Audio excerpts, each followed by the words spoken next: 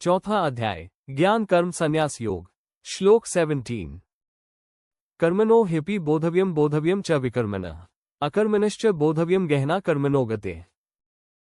हिंदी अनुवाद। कर्म का स्वरूप जानना चाहिए। विकर्म अशुभ या अनुचित कर्म का भी भली भांति ज्ञान आवश्यक है और अकर्म कर्म का त्याग या निष्क्रियता को भी समझना चाहिए, क्योंकि कर्म की गति बहुत गूढ़ और जटिल है।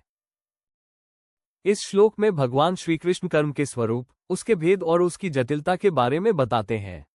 वे कहते हैं कि केवल कर्म करना ही पर्याप्त नहीं है, बल्कि उसके प्रकार, सत्कर्म, विकर्म, अकर्म और उनके प्रभाव को गहराई से समझना अनिवार्य है।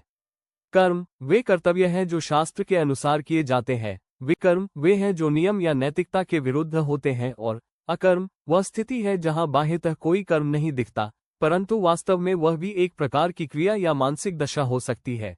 श्री कृष्ण कहते हैं कि कई बार साधारण दिखने वाले कर्म का गूढ़ अर्थ होता है और कई बार निष्क्रियता भी भीतर से कर्म के ही समान प्रभावशील होती है। इसी कारण से व्यक्ति को कर्म, विकर्म और अकर्म तीनों का विवेकपूर्वक विश्लेषण करके ही जीवन में आगे बढ़ना चाहिए। गीता का संदेश है कि बिना ज्ञान के किया गया कर्म फल की आकांक्षा में उलझा देता है, परंतु विवेकपूर्वक, शास्त्रसम्मत व निस्वार्थ भाव से किया गया कर्म ही मोक्ष का मार्ग बनता है।